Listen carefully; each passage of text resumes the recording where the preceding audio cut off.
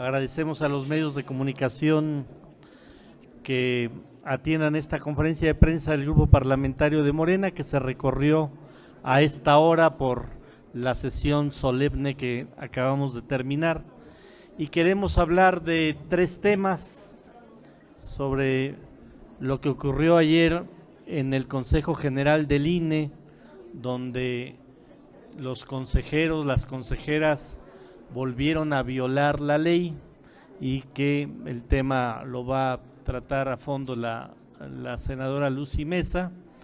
El tema de la capacitación de asesores panistas en Europa con la ultraderecha europea, y el tema de lo que ocurrió en la Cámara de Diputados con la agresión de diputados del PAN a compañeras nuestras de Morena, y después también los calificativos que hubo de alguna diputada del PAN de manera peyorativa en esta discusión sobre la ley de ingresos. Entonces le damos la palabra a la senadora Lucy Mesa.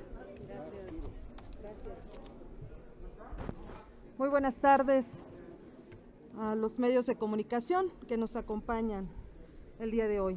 Pues bien, como lo decía el senador Cravioto, nosotros vamos a dar nuestra postura precisamente por lo sucedido ayer en el Consejo del INE. Los consejeros electorales del INE se volvieron a equivocar.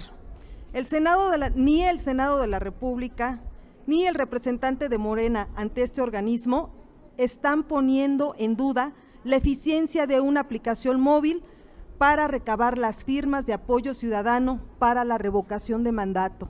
Primer punto, no nos oponemos a que se haga también con la aplicación móvil. Tampoco se está sugiriendo que se utilicen de manera preponderante los formatos de papel por encima de la utilización de la aplicación móvil. Los consejeros del INE solo quieren confundir para evitar reconocer que se equivocaron con sus lineamientos interpretativos de la Constitución, que es facultad exclusiva de la Suprema Corte de Justicia de la Nación. El fondo de la interpretación a los artículos 11 y 12 de la Ley de Revocación de Mandato que aprobó el Senado de la República es de ampliar de 204 a 790 el número de municipios en los que se pudieran utilizar los formatos de papel, obviamente en aquellos casos donde la aplicación móvil no se pueda utilizar para la recabación de firmas. El objetivo de esta interpretación es precisamente garantizar que a los municipios que den certeza, seguridad, legalidad y objetividad en el proceso de recopilación de firmas.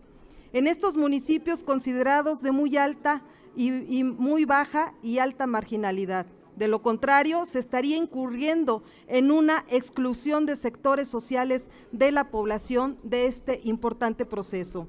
Los consejeros del INE minimizan al Senado de la República al referir tal interpretación de la Ley de Revocación de Mandato como un acuerdo de la Junta Política y de Gobierno, cuando en realidad fue un dictamen aprobado por el Pleno Legislativo, donde se confluyen distintas fuerzas políticas. Los senadores de Morena no vamos a permitir que se antepongan lineamientos por encima de las leyes generales de nuestro país. Tampoco vamos a aceptar que se pretenda limitar la participación ciudadana en la recopilación de firmas. Los consejeros del INE no deben confundir la autonomía con la omnipotencia. Tampoco deben excederse en sus facultades ni invadir esferas de competencia, mucho menos usurpar funciones de la Suprema Corte de Justicia de la Nación. La actuación de los consejeros del INE de negarse a aceptar la interpretación del Senado de la República es conjunción con quienes promovieron la acción de inconstitucionalidad ante la Suprema Corte de Justicia de la Nación, representan una evidente conspiración en contra de la ratificación del mandato del presidente Andrés Manuel López Obrador. Los consejeros del INE quieren retrasar aún más el proceso, pretendiendo llevar el caso a la Sala Superior del Tribunal Electoral del Poder Judicial de la Federación, cuando tienen plenas facultades para modificar sus acuerdos o para crear uno nuevo sin contraposiciones. Lo que estamos pidiendo es que se amplíen de 204 a 790 los municipios en los que se puedan utilizar los formatos de papel y que ningún ciudadano se quede sin participar a través del apoyo de sus firmas para este proceso de participación directa de los ciudadanos. No estamos en tiempos electorales para que nos digan que es imposible revisar las firmas de apoyos en los formatos de papel en 20 días. Esto es inadmisible por todo el personal con que cuenta el INE y además cuenta con presupuesto suficiente. Es por ello que nosotros estamos haciendo un llamado enérgico al INE a que cumpla con su responsabilidad y que no deje fuera a los ciudadanos que quieren participar y donde en sus comunidades y localidades no hay internet para poder utilizar la aplicación móvil. Esto es un sabotaje completamente de los consejeros del INE para retrasar este ejercicio de participación ciudadana democrática directa. Y de verdad que hacemos este llamado enérgico para que cumplan con su responsabilidad. Muchas gracias.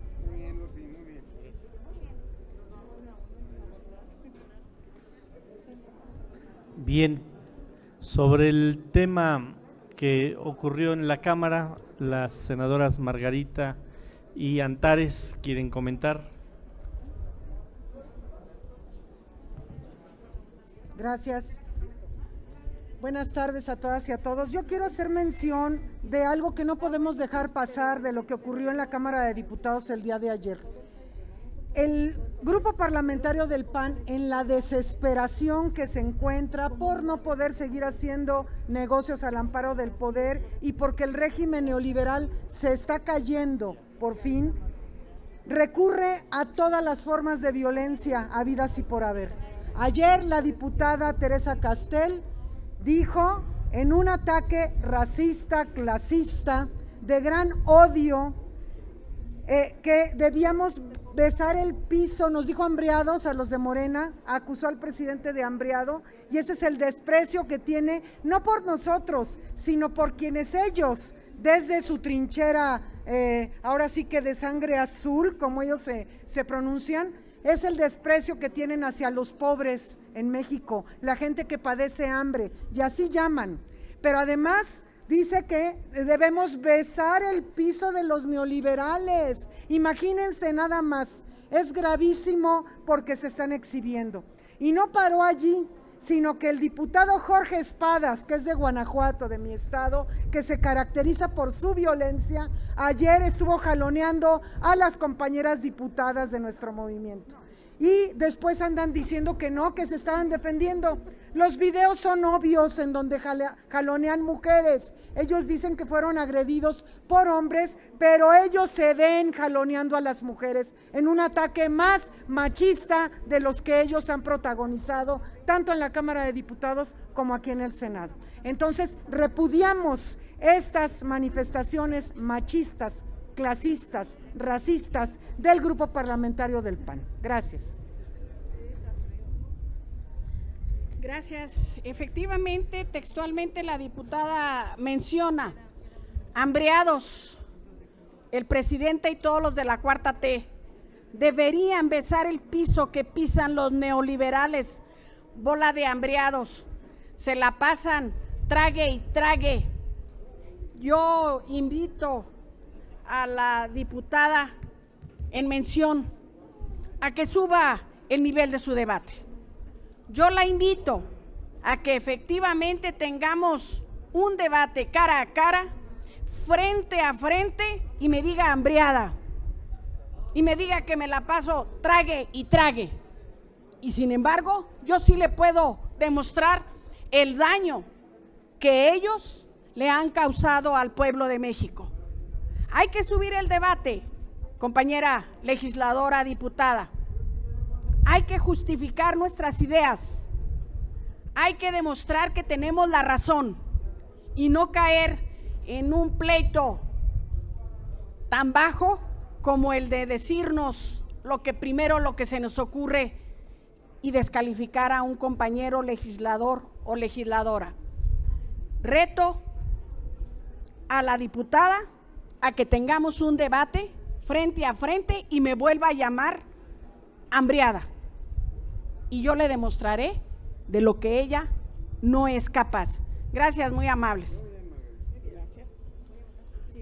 Bien, y el otro tema que queríamos tratar es el que algunos asesores del PAN fueron a tomar clases a Europa con la ultraderecha europea, y nos parece bien que tomen esos cursos los asesores del Senado del PAN, pero lo que no nos parece bien es que cada vez que hay un tema que tiene que ver con los derechos de las mujeres, con los derechos de los pueblos indígenas, con los derechos de las minorías sexuales, los panistas dicen que apoyan a todas esas causas, cuando lo que están haciendo justamente es ir a tomar esos cursos, primero para reforzar esa concepción de la ultraderecha europea y principalmente española, y después, como esos partidos no son precisamente los más demócratas, pues lo que quieren es también asesorarse en cómo desestabilizar a un gobierno legítimamente llevado a las urnas, como el gobierno que encabeza el presidente López Obrador. Y por eso vemos que hay ataques, por ejemplo, al proceso de revocación de mandato, que eso sí es un proceso totalmente democrático. O vemos lo que ocurrió hace un momento, que se le entrega el galardón a dos extraordinarias mujeres feministas que han luchado por los derechos de las mujeres, y que senadoras y senadores de este partido de derecha en México no votan a favor de darles este galardón a mujeres tan valiosas como las que acabamos de galardonar. Eso es justamente, y varias de ellas y varios de ellos no se presentan a esta sesión solemne. Entonces, qué bueno que se siguen desenmascarando, qué bueno que siguen haciendo lo que saben hacer, tomando ejemplo y tomando ideas de otros países, que eso es lo que hacen los panistas, toman ideas de otros países porque no les gusta que México sea un país independiente. Bien, esos son los 3 temas que queríamos tocar en esta conferencia, y si hay alguna pregunta, con todo gusto contestamos. Sí, senador, tenemos preguntas. La primera de ellas es de Andrea Becerril, de La Jornada. Sí. Gracias, buenas tardes. Sobre este tardes. último tema, senadores, quisiera saber y senadoras, perdón, quisiera saber sobre la trascendencia que tiene para el Senado que quizá con recursos de la Cámara se estén yendo a adoctrinar a Europa con partidos de ultraderecha, de corte fascista, asesores que en realidad son cuadros del PAN. Y también sí, esto que ocurrió en la Cámara de Diputados, estos insultos clasistas, elitistas hacia senadores de Morena, hacia el presidente, no tienen también mucho que ver con gente que se está adoctrinando justo en ese tipo de ideologías que lo único que hacen es propalar el odio, la misoginia, en fin, otro tipo de prácticas condenables por el lado de el adoctrinamiento de cuadros panistas. Y en cuanto al INE, quisiera saber qué más puede hacer el Senado, porque finalmente ya aquí se aprobó un acuerdo para interpretar los 2 artículos de la ley de revocación de mandato y parece que al INE no le importa, que sigue, que no sigue tomando en cuenta lo que es la Cámara de Senadores. Bueno, sobre la primera pregunta, bueno, sí se tiene que investigar, porque acuérdense que hay recursos, cada senador tiene recursos, cada grupo parlamentario tiene recursos y el Senado tiene recursos. Sí se tiene que investigar de qué recursos fueron. Si fueron recursos de la senadora, bueno, está en todo su derecho de invertirlos para que sus asesores se vayan a este tipo de cursos. Si es recurso del grupo parlamentario del PAN, pues que se diga nada más y ya para que todos sepamos. Y si fuera recurso del Senado, pues sí tendríamos que ver por qué el recurso del Senado como tal se utiliza para ello, pero eso lo tienen que contestar el grupo parlamentario de Acción Nacional, que creo que hoy no hizo conferencia de prensa, curiosamente no quisieron estar frente a ustedes para que no se hicieran estas preguntas. Y respecto a lo del INE, a ver. No, pero me faltó esto de que de la conducta que tienen tanto en la Cámara de Diputados como en el Senado. Está claro que es parte justamente de esta actitud. Van a eso, a asesorarse para que se violenten los procedimientos democráticos y sucedan zafarranchos como lo que vimos en la Cámara de Diputados. Por eso, tanto la senadora Antares como la senadora Margarita están llamando a la prudencia de este grupo parlamentario del PAN en la Cámara de Diputados. Perdón, me gustaría que también la senadora Antares y la senadora Margarita pudieran hacer un comentario sobre esto, porque ya se hablaron de este tema que tiene que ver con mandar a sus cuadros a Europa, a adoctrinarse en lo que decíamos, en ideologías del odio, de tratar de minar a los gobiernos democráticos. Sobre eso quisiera también que la senadora Margarita y usted, senadora Antares. Es muy importante destacar que el origen del PAN es en el movimiento de la más oscura derecha del mundo. Hay una raíz nazi del PAN que está muy documentada. Ellos son fascistas de origen y tienen además procesos de adoctrinamiento muy constantes y fuertes desde su origen. Y ahora, cuando llega un gobierno progresista y cuando vamos avanzando en los derechos de los que menos tienen, cuando vamos avanzando en un presupuesto responsable, sale lo peor de ellos, porque hay que ver que es uno el PAN de las campañas, en donde son bien lindos, y ellos además hasta traen consignas que son de la izquierda en las campañas, pero después entonces hacen gobiernos violentos, autoritarios y demás, que ya los hemos sufrido. Pero en este momento, cuando hay un gobierno progresista y cuando hay una mayoría en el Congreso de la Unión progresista, sale su verdadero rostro, se les cae la máscara porque están desesperados y en la desesperación sale lo que verdaderamente han sido ellos siempre. Entonces estamos viendo nada más la cara verdadera del PAN.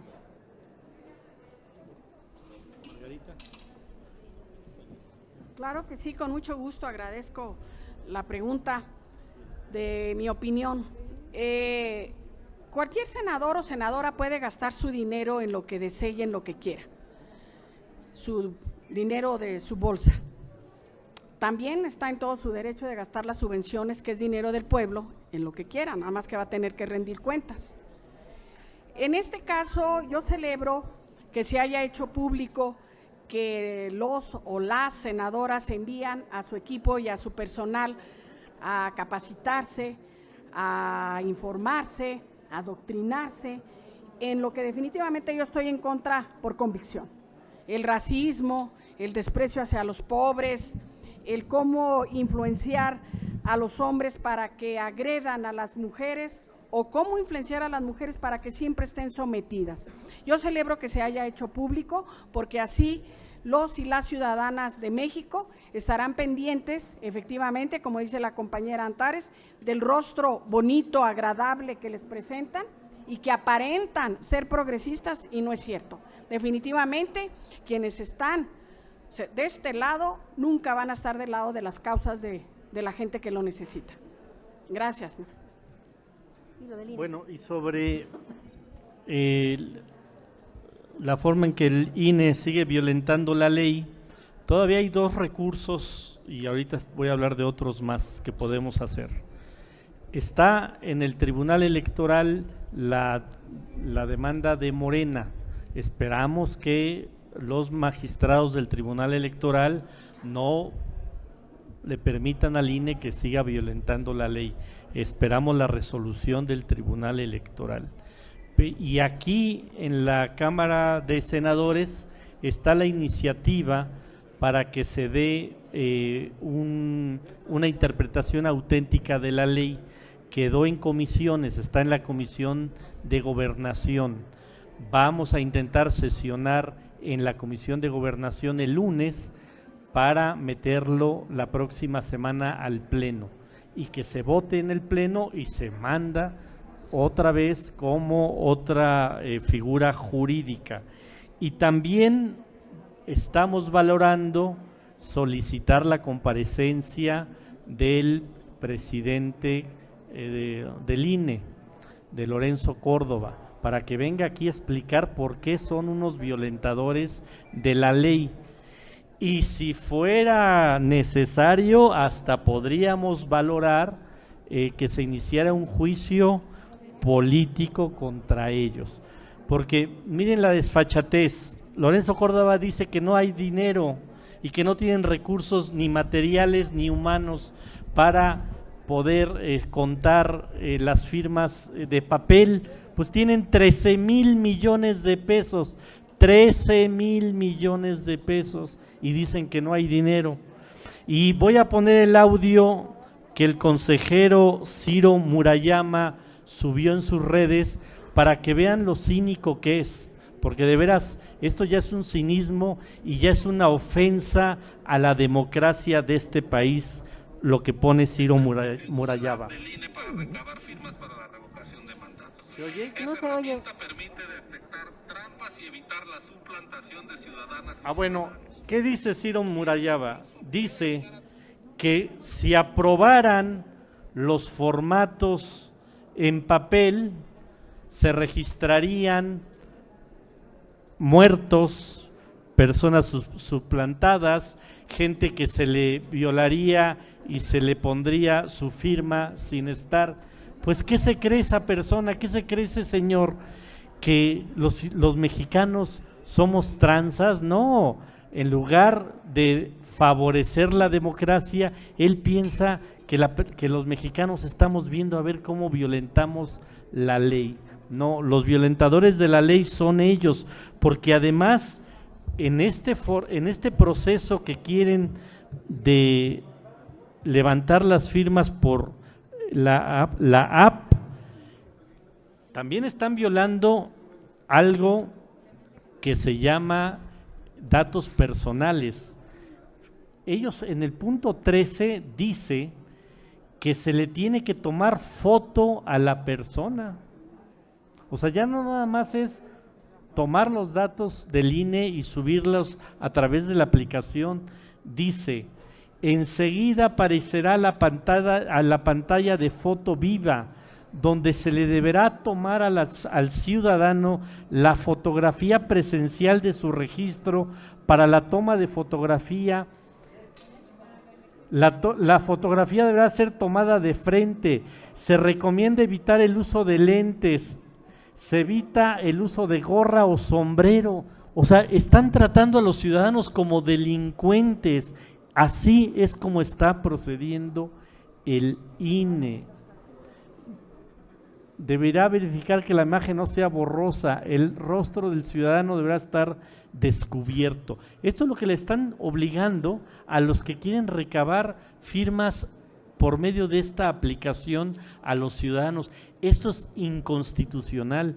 Por eso digo, vamos a sacar la ley, vamos a esperar a que el tribunal revoque estos lineamientos del INE, y si no, estamos valorando llamar a comparecer a Lorenzo Córdoba o iniciar un juicio político contra estos señores, porque son confesos violadores de la ley. ¿Dará tiempo, senador, de que se apruebe la ley y pueda entrar en vigor antes de que se inicie la recolección de Sí, firmas? pues por eso tenemos que sacarla la próxima semana, antes de que inicie el registro, el levantamiento de firmas, que es el 1 de noviembre. Así es. La siguiente pregunta es de Leticia Robles de la Rosa, de Excelsior. Buenas tardes, senadoras, senadores. Particularmente a usted, senador Cravioto, le quiero preguntar, desde hace 2 días se está publicando en algunas columnas políticas que usted tiene la intención de, digamos, mover las aguas en la unidad del grupo parlamentario de Morena en contra de Ricardo Monreal como coordinador. Lo que se dice en las versiones periodísticas es que a usted y a un grupo de senadores de Morena no les gustó que el senador Monreal estableciera que es el Poder Legislativo y no la Comisión Federal de Electricidad la que determina cómo tiene que sacarse una reforma. Entonces, lo tengo yo usted aquí, directamente le pregunto de frente si es verdad que usted organiza un movimiento interno en Morena, en el grupo parlamentario de Morena, para destituir a Ricardo Monreal Ávila. Por su respuesta, muchísimas Bueno, gracias. ya que me pregunta tan de frente eso, le contesto tan de frente, de ninguna manera. Yo respeto al coordinador parlamentario. Desde que llegué al Senado de la República he tenido comunicación muy fluida con él. Él tiene su función como coordinador del grupo parlamentario, tiene su función como presidente de la Junta de Coordinación Política. A mí el grupo parlamentario me eligió vocero y se hizo un equipo con la senadora, estaba Lucy, ya se fue, con la senadora Lucy, con el senador Gilberto, y cada quien hace su función. El grupo parlamentario de Morena en el Senado de la República está unido y sabemos quiénes son con quienes tenemos que debatir, que son con los otros grupos parlamentarios. Sobre lo que usted dice de la reforma eléctrica, el senador Monreal planteó que podía haber cambios, y yo en una entrevista que me hace un medio de comunicación digo, sí, puede haber cambios siempre y cuando esos cambios no modifiquen lo sustantivo de la reforma, si no, no tiene ningún sentido. Y creo que complementamos muy bien nuestros puntos de vista. Hoy el presidente de la República se refirió en la mañanera a ese tema y dijo lo mismo, sí puede haber cambios, pero que sustantivamente no se modifique la ley. Entonces no estoy haciendo grilla de ninguna manera.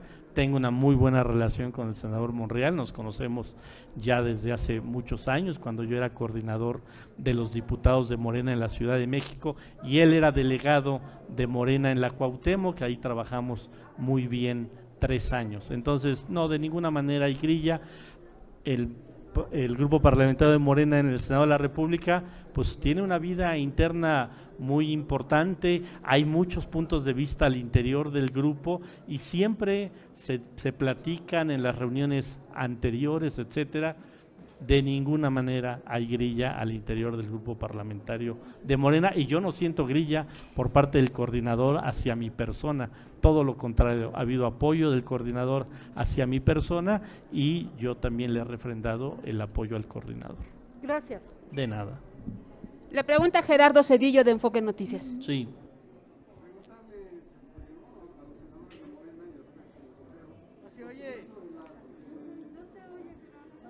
La opinión sobre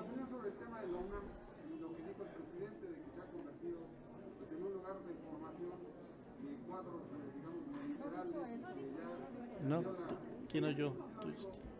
A ver, Antares va a contestar. No dijo eso en exclusiva, déjame poner el contexto porque siempre se saca de contexto lo que dice el presidente. Él se estaba refiriendo al proyecto educativo neoliberal que tenemos décadas sufriendo y dice que se dañó a 2 generaciones de este país, incluso dijo, aún en la UNAM, no dijo que la UNAM estuviera adoctrinando, aún en la UNAM se dio formación conservadora. Entonces, en ese contexto, él se refería a todo el sistema educativo mexicano que estuvo al servicio de la educación neoliberal, incluida la UNAM. Ese fue el contexto. Eso dijo, que ha sido, que es lo que estamos combatiendo ahora. Precisamente se está replanteando, porque se tiene que sacar el chip del individualismo que se ha formado en el sistema educativo mexicano. No, aclaré lo que dijo el presidente. Entonces, abundé y puse contexto. Es aún en la UNAM, no solo en la UNAM, aún en la UNAM. Bueno, entonces, qué bueno. Aclarado. No, es que no era, perdónenme, es que no era una aclaración o que nos tradujeran lo que dijo el presidente, sino que ustedes nos digan si están de acuerdo o no que instituciones de educación superior, entre ellas la UNAM, se ha vuelto individualista, se ha abandonado su proyecto anterior y ahora es neoliberal. La pregunta de mi compañero es directa y a la cual yo me sumo.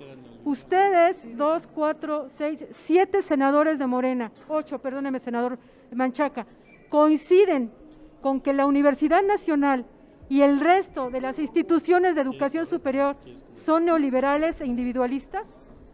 A ver, nosotros no estamos para reconvenir al presidente de la República, él tiene sus propias conferencias mañaneras.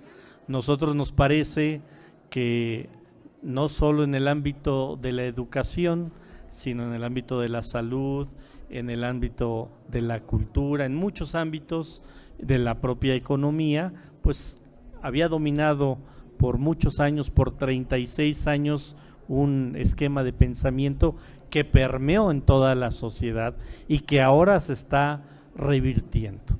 No nos gusta una sociedad individualista, no nos gusta una sociedad que tenga ese pensamiento que me salvo yo y yo y yo, y aunque al de lado la esté pasando mal. Por supuesto que tenemos esa formación en Morena tenemos una formación de que tenemos que ayudar al prójimo, tenemos que rescatar a una sociedad de este individualismo y por supuesto que también tenemos que rescatar a las instituciones educativas de este individualismo. Muchas gracias. ¿Hay alguna otra pregunta? Muchas gracias a todas y todos. Gracias, muy buenas tardes. Y les comentamos a nuestros amigos camarógrafos y de los medios que no se retiren porque vamos a dar inicio a nuestra siguiente. Como integrantes de la mesa directiva, para informarnos de un albazo que quieren dar en la discusión del presupuesto. El presupuesto, como todos ustedes saben, conocen, tiene sus términos de discusión, el paquete de ingresos, la parte que nos corresponde al Senado. Había un calendario ya preautorizado, que aquí lo tenemos y con mucho gusto se los vamos a compartir, para que toda esta discusión, análisis,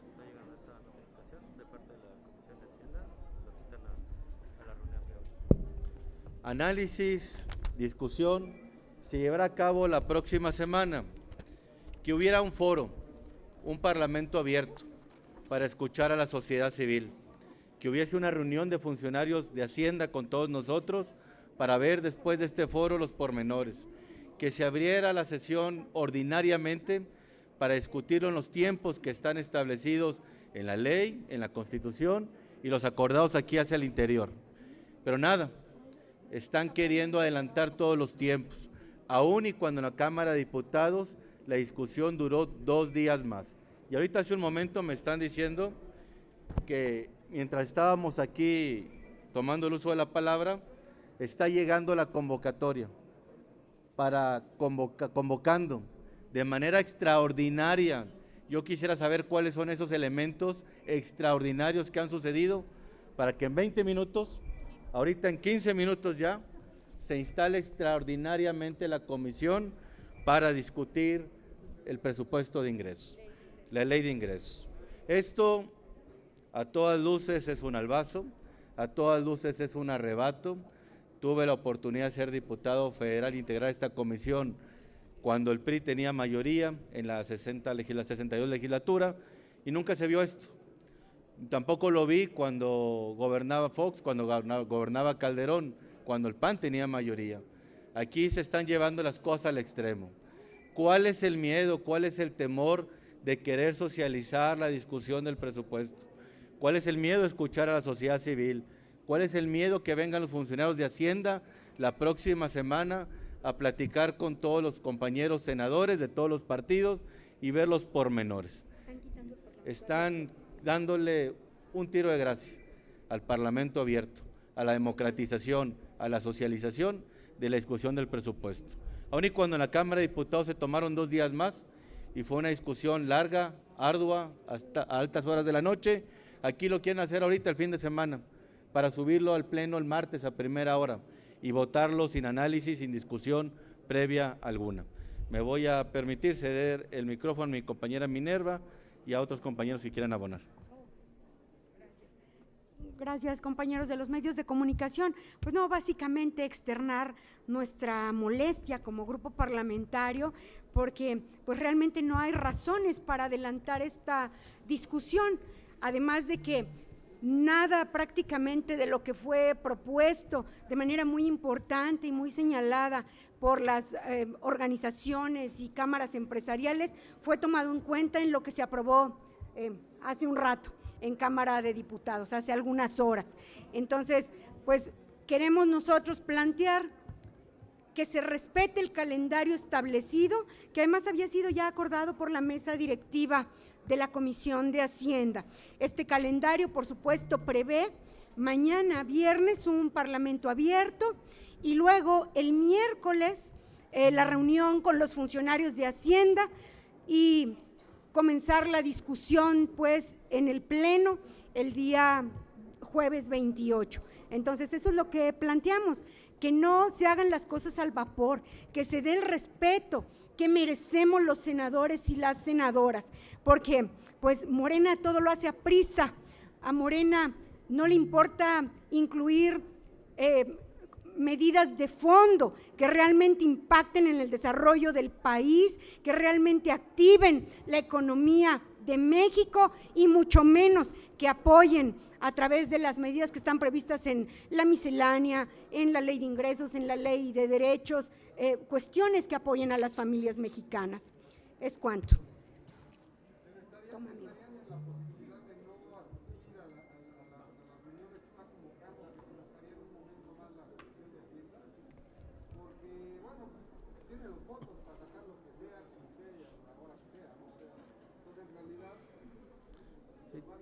Lamentablemente tienen los votos para violentar el debido proceso, tienen los votos para cerrar la oportunidad a que en este Parlamento, en la Cámara Alta, no se han escuchado los jóvenes a quienes quieren cargarlos tributariamente, no se han escuchado los productores del campo, que hoy en día en diferentes lugares del país se han pronunciado en contra de estas disposiciones, le quieren restar también la voz a todos aquellos que han sido sujetos al terrorismo fiscal que están generando a través del buzón tributario.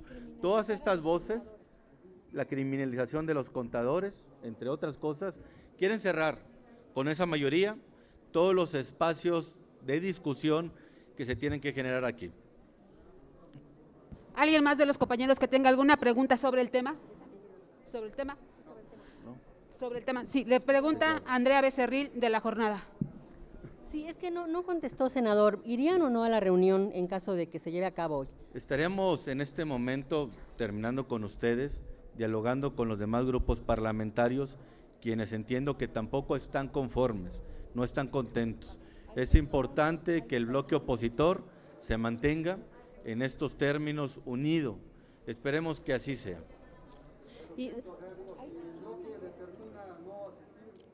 Pues mira, aquí hay algo muy importante.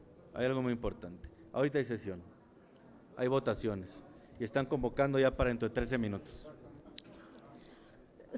Senador, quisiera preguntarle sobre otro tema. Sé que es delicado, que muchos no han querido hablar sobre él, pero yo quisiera saber si usted, por ejemplo, o alguno más de los senadores, la senadora Minerva, me querrían hacer un comentario sobre este nuevo escándalo que se desató a raíz de que una asesora de la senadora Reynoso asistió a un curso de adoctrinamiento con varios partidos europeos de ultraderecha.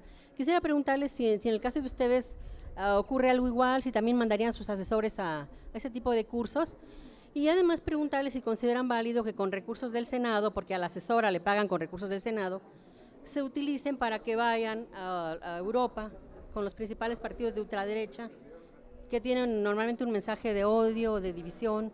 Esa es la pregunta. No estamos enterados. O sea, ¿no tienen opinión tampoco? No estamos enterados, no tenemos opinión. tenemos otras preguntas, pero es también en relación a otros temas. Carlos, no sé cómo, Carlos Guzmán, de CMX. ¿Qué tal, senador? ¿Cómo está? Buena tarde. Si nos pudiera dar su opinión de lo que dijo el presidente en la conferencia matutina sobre el tema de la UNAM, de que la UNAM perdió su esencia, su vocación. Si nos puede dar un comentario, según los asesores le comentaron ya de qué habló el presidente de la República. Pues hay una ofensiva que podemos detectar, determinar contra la academia, contra los académicos, así lo vimos con los investigadores del CONACYT. Entonces, la senadora Kenia López Rabadán hace un momento se pronunció al respecto. Ella es graduada de la UNAM, conoce a muchísimos profesores, académicos, directivos de la propia universidad y nos acogemos completamente a lo que pronunció la senadora Kenia López. ¿Llamaría a los estudiantes a defender la UNAM? Hay que defender la autonomía de las universidades, no dejar que ningún gobierno de izquierda, de derecha, intermedio, neoliberal, conservador, radical, populista, demagogo, mentiroso, cualquiera, se meta las manos a la autonomía de las universidades públicas. Gracias, senador. Finalmente les pregunta Félix Muñiz. Sí, sobre el paquete fiscal, senadores, el palo ya está dado, es muy difícil que se meta reversa conforme a las mayorías que aquí se cuentan, pero ¿cuál sería el panorama futuro? ¿Habría desempleo? ¿Habría un movimiento social? ¿Qué ven ustedes con esto? Pues es peligrosísimo el terrorismo fiscal que quieren hacer valer a través de estas nuevas disposiciones. No hay otra manera de explicar cómo la recaudación en el marco de la crisis económica no ha bajado, no ha disminuido. Están abusando de las atribuciones y de las facultades tributarias y de recaudación. Esto la refuerza. Entonces, lejos de incrementar la confianza, lejos de llamar a la inversión, la están ahuyentando con esto. Gracias. Listo. Hay votación. Sería todo. Muchísimas gracias, senadoras, senadores. Buenas tardes.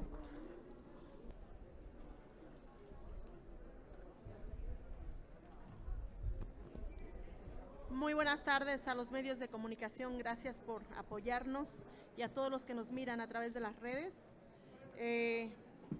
Bienvenidos a este.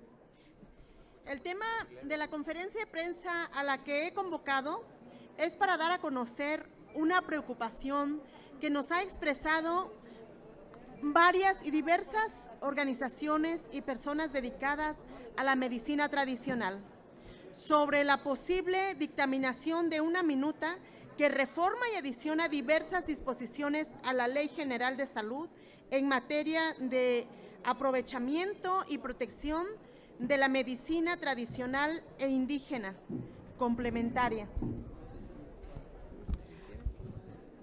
Al respecto, queremos señalar que la medicina tradicional indígena es una parte fundamental de nuestras costumbres y tradiciones, pero además es un componente esencial de la salud en nuestro país.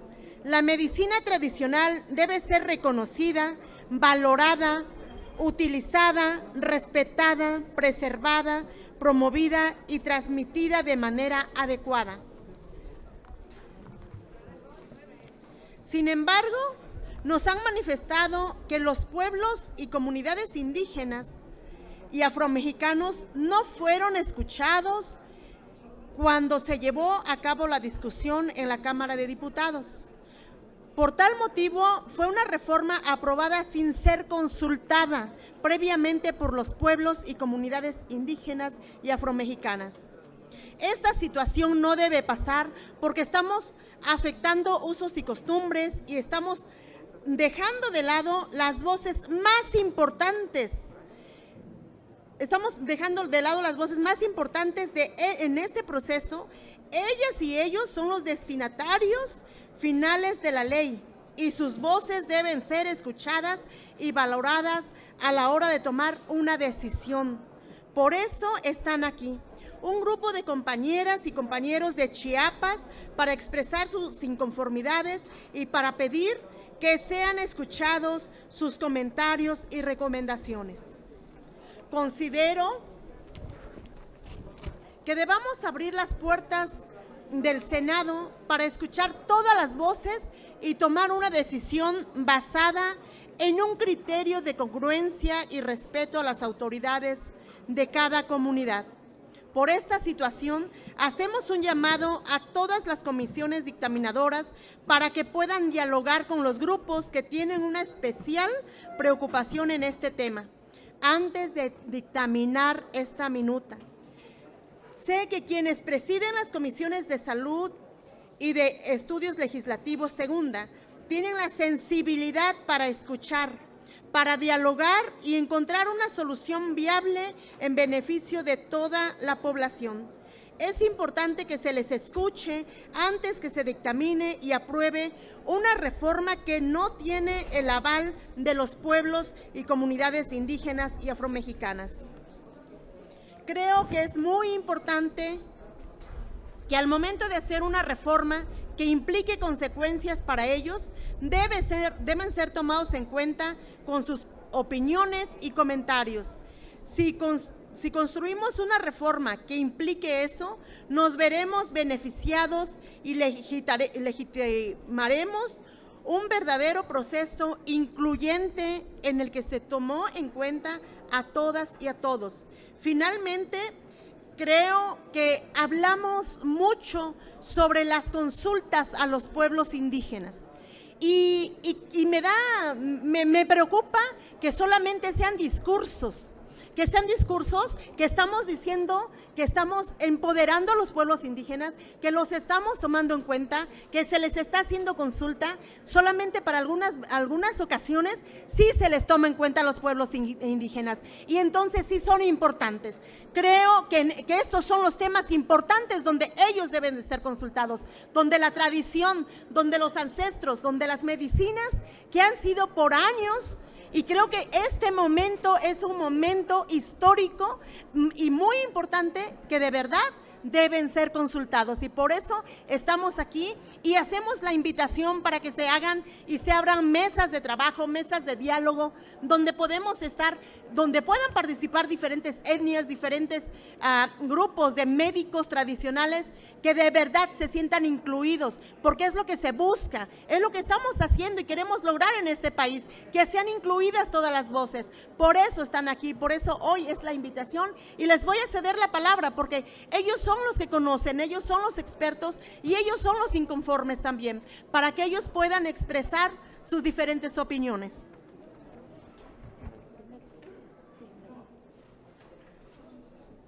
A ver si lo alcanzo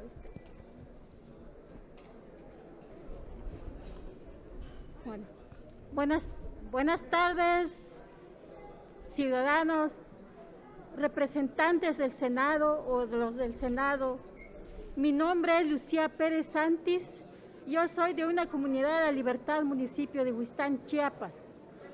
Yo quiero mencionar y yo quiero decir que ahora es la primera vez que vengo aquí en México, pero hay una necesidad de venir, es decir, yo tuve una necesidad de venir por razones de qué, porque realmente nuestras costumbres tradicionales, el costumbre de Chiapas, el costumbre a nivel nacional, internacional, el mundo entero, que no nos olvidemos la costumbre tradicional de nuestra medicina, que de nuestros ancestros, ¿qué hacen nuestros ancestros? Que ellos se curaban con sus mismas plantas, que no nos olvidemos que nuestras plantas medicinales es muy importante el conocimiento de nuestros ancestros.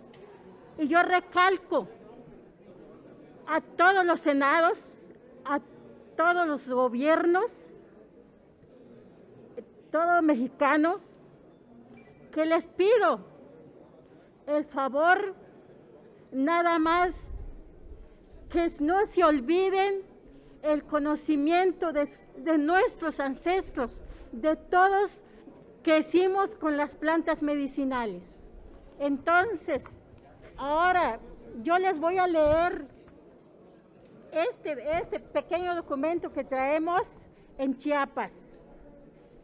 México, 20 de octubre de 2021, 5 CAN, el pueblo de México, a los pueblos originarios indígenas, afroindígenas y mestizos, a los senadores, parteras, sanadores, médicos y médicas tradicionales de México. a los distintos niveles de gobierno, pronunciamiento de pueblos, organizaciones y sanadores indígenas ante la reforma de ley de salud. El dictamen aprobado por unanimidad en la Cámara de Diputados y hoy turnado a la Cámara de Senadores refleja el desprecio a los conocimientos de la medicina tradicional y sus conocedores, quienes en mayoría son mujeres e indígenas, la presión de regular, utilizar y aprovechar la medicina tradicional bajo estándares de origen y cosmovisión ajenos a la cultura de los pueblos indígenas. Suman al despojo histórico y colonial de nuestros territorios, saberes y tecnologías a nombre del Estado mexicano, que por cierto muchas cuentas deben a los pueblos originarios de Chiapas y de México, después de la tradición cometida a los acuerdos de San Andrés Sacalchem. Sabemos que el desprecio a la medicina tradicional indígena es visibilizatorio, ocurre en todo el mundo, viene a la par de una crisis sanitaria global de despojo a la naturaleza de producción de alimentos sobreindustrializados, de leyes de propiedad sobre plantas que usan la medicina tradicional indígena, así como las patentes de fármacos indispensables con los que se lucra la salud de la población en general. En diferentes foros de médicos y parteros tradicionales, investigadores y grupos de sociedad nos hemos dado la tarea de estudiar las aplicaciones que se lleva el dictamen de ley y concluimos el rechazo total porque es un dictamen que en primer lugar viola los derechos colectivos y tratados internacionales que respaldan el derecho a la libre determinación de los pueblos indígenas, pues se trata de una reforma de ley que no ha sido consultada con los pueblos. Y en segundo orden, vemos que las diferentes reformas tienen un carácter prohibitivo y de subordinación de la medicina tradicional, sus terapias y tecnologías al sistema hegemónico de salud, al manejo de los diferentes corporativos de la industria biomédica y sus instituciones de educación. Rechazamos la reforma de ley ya que el racismo que gobierna a la modernidad de los funcionarios médicos, legisladores, investigadores, oficiales, la ciega para reconocer que el conocimiento de la medicina tradicional indígena es ancestral y no complementaria o alternativa. Posee una metodología amplia en el tiempo de población, pues durante generaciones han usado intercambio creando una experiencia vasta de manera transgeneracional sin intereses de capital económico o simbólico, y en ese sentido la medicina tradicional indígena incluye elementos terapéuticos, tecnologías comunitarias que durante siglos se han experimentado para sanar plantas, animales y humanos. Rechazamos que esta efectividad terapéutica, en cambio, se intente expropiar de nuestros pueblos sin consultarlos, para después venderse en el mercado mundial. Denunciamos que el Estado mexicano no le ha interesado promover la medicina tradicional, pues sus elementos terapéuticos surgen de territorio que se habita y actualmente son los mismos territorios destruidos por megaproyectos. Los habitantes de esos territorios son a quienes el gobierno ha perseguido, desaparecido o asesinado por defender los hablantes de lenguas originarias tan diversas como medicina hay. También son habitantes no solo humanos viviendo en ecosistema que las empresas políticas privadas han intoxicado, enfermado, extinguido con sus concesiones, mermando el repertorio terapéutico de la medicina tradicional indígena y permitiendo el saqueo de especies amenazadas del mismo modo en que las minerías extraen metales de territorios indígenas, las instituciones académicas o privadas extraen este conocimiento para tramitar patentes o para simulación de originalidad de académico que plagian ideas para obtener becas y cargos en las instituciones farmacéuticas y gubernamentales. Estos trabajos, investigaciones extractivas, no consultan a los pueblos indígenas, omiten citar a los intelectuales indígenas que originalmente elaboraron esos conocimientos. Frente a esta situación proponemos lo siguiente: reconocer la medicina tradicional indígena, empezando por respetar la vida de todos los ecosistemas donde florecen estos saberes y la dignidad de quienes conocen, intercambian y practican. Validación de la medicina tradicional indígena mexicana y afromexicana como una medicina ancestral propia de los pueblos y patrimonios de la humanidad, que no puede ser avalada por la medicina occidental ortodoxa, ni mucho menos supeditada a los intereses económicos del capitalismo. Que las leyes sean revisadas, revocadas y modificadas por los legisladores, respetando la autodominación de los hablantes de las distintas lenguas originarias en las que se expresa el derecho de los pueblos originarios y las formas de tomar decisiones a partir de los consejos de ancianos, de acuerdo a los sistemas tradicionales de la salud de los mismos pueblos. Reconocer no es certificar. Reconocer es respetar las formas de tratamiento terapéutico, diagnóstico, uso y aplicación de las medicinas conforme a los saberes, entenderes ancestrales en correspondencia con las estructuras y organizaciones de los sistemas de la salud tradicionales, entre parteras, sanadores y rezadores y loles y hueseros.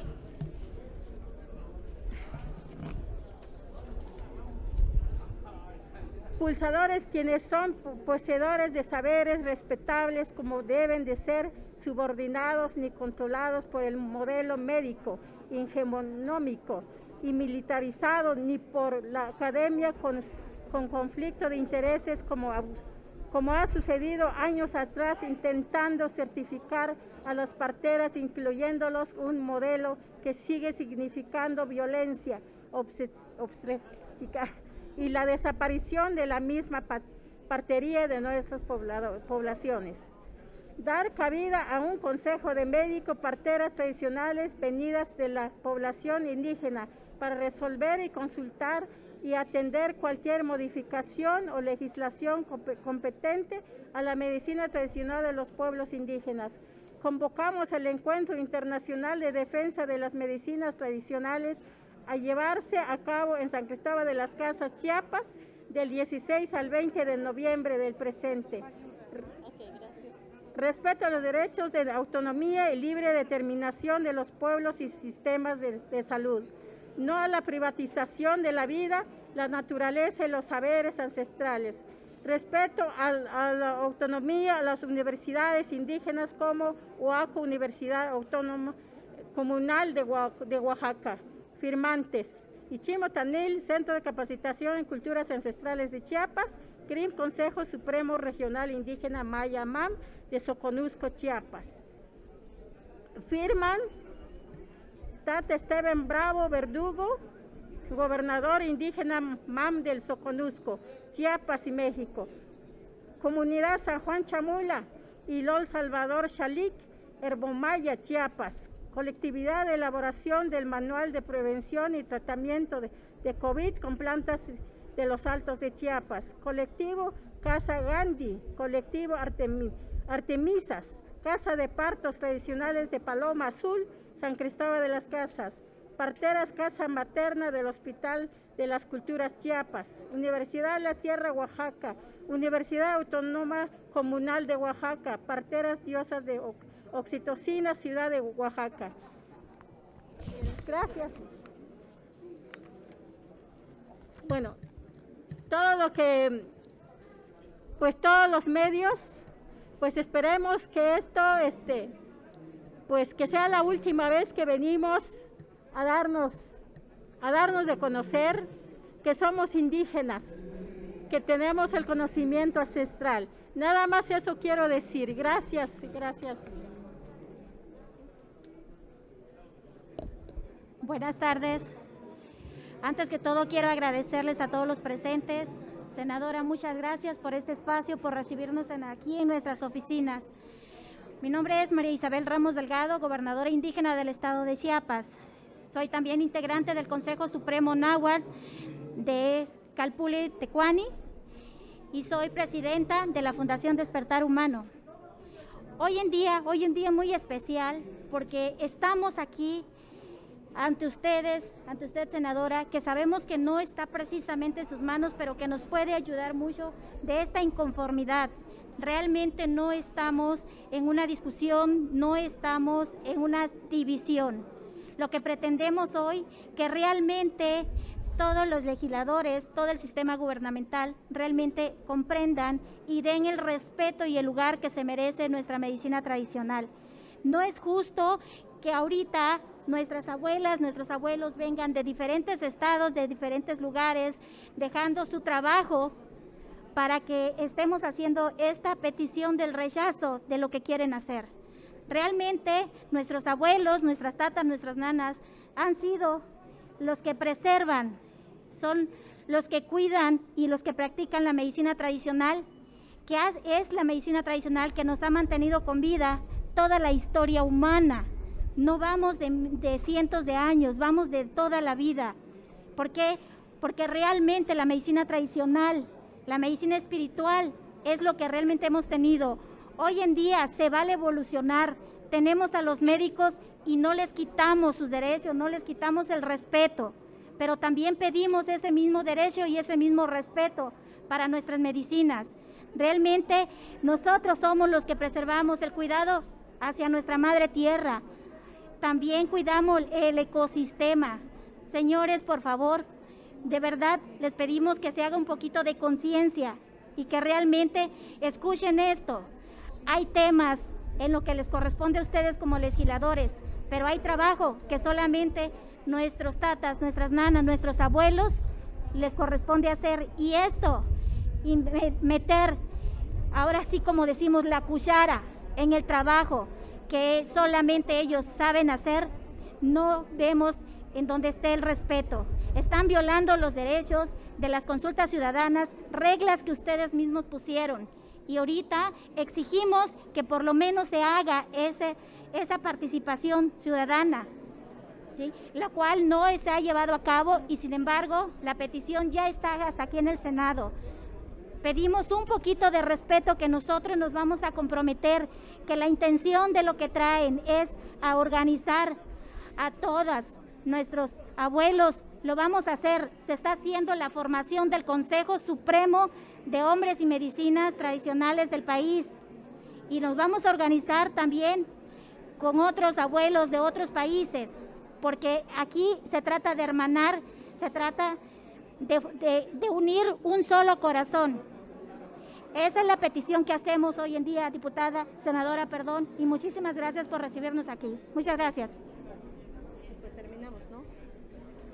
Pues como bien sabemos que es una ley que ya se dijo que aquí no se va a aprobar, pues el llamado es para la consulta de a los pueblos indígenas, en lo consecuente, y principalmente a los médicos tradicionales, porque creo que están en todo su derecho de pedirlo, de que se les tome en cuenta, y que creo que cualquier decisión de este tipo pues se les debe de tomar en cuenta. Muchísimas gracias a los medios, muchísimas gracias por escucharnos. Gracias, senadora, muchas gracias también a los que la acompañaron, muchísimas gracias, buenas tardes.